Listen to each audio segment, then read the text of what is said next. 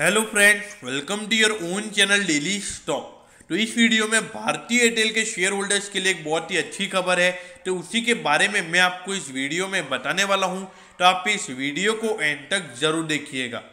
और दोस्तों, अगर आपको रोज इसी तरीके की अपडेट चाहिए तो आप प्लीज़ हमारे चैनल को जरूर सब्सक्राइब कर दीजिएगा, क्योंकि आपको रोज ये सारी अपडेट हमारे चैनल के ऊपर मिलने वाली है। तो चलिए शुरू करते हैं। देखिए, न्यूज़ ये है कि जो भारतीय एयरटेल की कंपनी है उन्होंने 3.6 करोड़ शेयर दिए हैं, वो भी लायन मीडो को। इसको दिए हैं लायन मीडो को, और वो भी 600 रुपीज़ पर शेयर पे।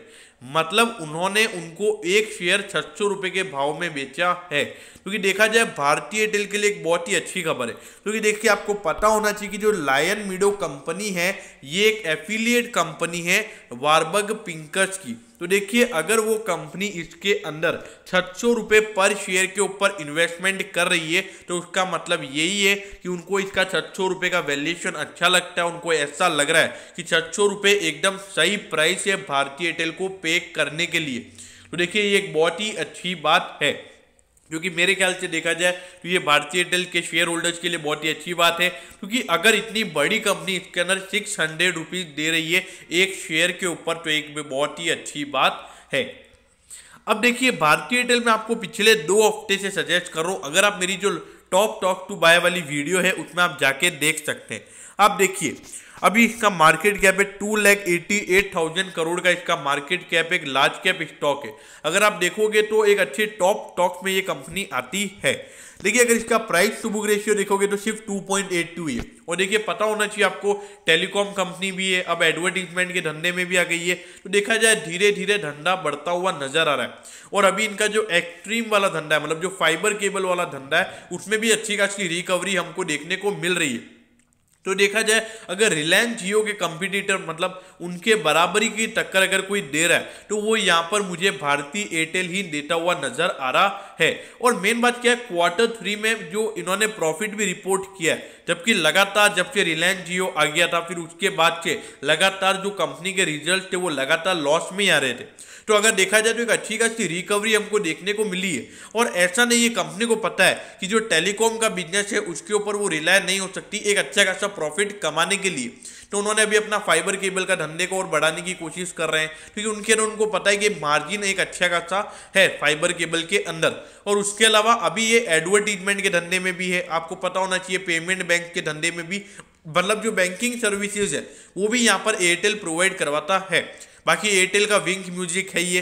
तो देखा जाए तो लगातार आपको एयरटेल का धंधा भी बढ़ता हुआ नजर आ रहा है, क्योंकि मेरे को यहाँ पे कोई नेगेटिविटी नजर नहीं आ रही है। जो नेगेटिविटी पहले थी तो वो यहाँ पर नेगेटिविटी नजर नहीं आ रही है। और अगर अभी हम स्पेक्ट्रम की बात करें, जो स्पेक्ट्रम की बीड लगी थी अभी, तो उसके अंदर भी भारतीय एयरटेल ने लगभग 18,000 करोड़ की बीड लगाई थी। तो देखा जाए तो भारतीय एयरटेल इज इंप्रूविंग।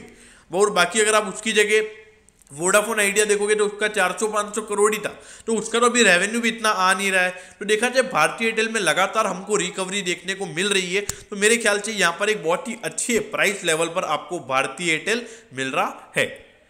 अब अगर आप देखोगे तो लॉस देखिए, 32,000 करोड़ का लॉस पिछले साल, मतलब जो फाइनेंशियल ईयर था पिछले साल वाला 2019 से 20 वाला, 32,000 करोड़ का लॉस आपको यहाँ पे भारतीय एयरटेल के अंदर होता हुआ नजर आया था। अब देखिए, इस बार रिकवरी आई है।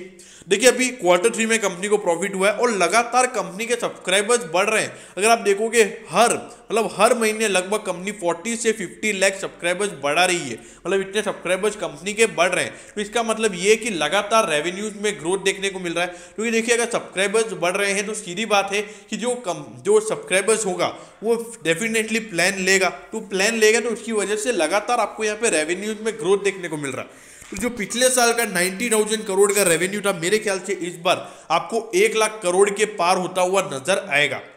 मतलब लगभग 1 लाख करोड़ का रेवेन्यू आपको यहाँ पे भारतीय एयरटेल में नजर आ सकता है, क्योंकि इस बार कंपनी ने धंधा बहुत ज्यादा बढ़ाया है। अब देखिए, इसका जो टेलीकॉम सब्सक्राइबर्स लगातार बढ़ रहे हैं इसके, उसके अलावा फाइबर केबल वाला धंधा भी लगातार बढ़ता हुआ नजर आ रहा है। देखिए, उसके बाद क्या है कि भारतीय एयरटेल के एक्सपेंस खासी ज्यादा है। आपको पता होना चाहिए कि इसका जो अभी प्लानिंग चल रही है 5G के ऊपर भी इसकी प्लानिंग चल रही है, तो 5G के अंदर भी एक्सपेंस हो रहा है। तो उसकी वजह से यहाँ पर थोड़े से खर्चे ज्यादा है। लेकिन देखिए, भारतीय एयरटेल को एक बार सबक समझ में आ गया, उनको पता है कि भी यहाँ पे रिलायंस जियो भी जो 5G के नेटवर्क को लाने की कोशिश कर रहा है, वो अगर यहाँ पे नेटवर्क लेकर आएगा तो वो एक कम प्राइस पर लेकर आएगा। उसको पता है कि कस्टमर को क्या चाहिए, रिलायंस जियो को। तो यहाँ पर भारतीय एयरटेल के ध्यान में भी वो होगा कि इस बार जो वो कस्टमर सर्विस प्रोवाइड करवाएंगे, मेरे ख्याल से एक जो लो कॉस्ट वाला फैक्टर होता है जो कस्टमर को अट्रैक्ट करता है, वो मेरे ख्याल से यहाँ पे भारतीय एयरटेल के ध्यान में इस बार होगा। तो वो भी एक पॉजिटिव न्यूज़ है। तो उन्होंने जो अभी टेक्नोलॉजी पे जो इन्वेस्टमेंट कर रहे हैं 5G को लाने के लिए,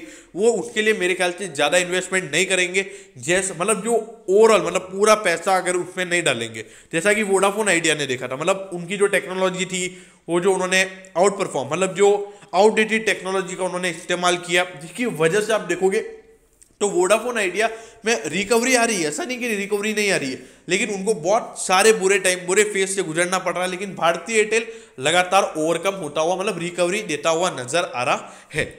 अब देखिए 600 रुपीज पर शेयर पे यहाँ पर उन्होंने इसमें इन्वेस्टमेंट किया है, मतलब भारतीय एयरटेल उन्होंने 600 रुपीज पर शेयर पे उनको ये शेयर दिए हैं। अब देखिए 528 रुपीज पे ये शेयर चल रहा है, मतलब 600 से कंपैरिजन में भी अगर आप देखोगे तो अभी भी आपको 11 से 12% की गिरावट पे ये शेयर आपको भी मिल रहा है। और देखिए हाई देखिए 623 का इसका हाई है।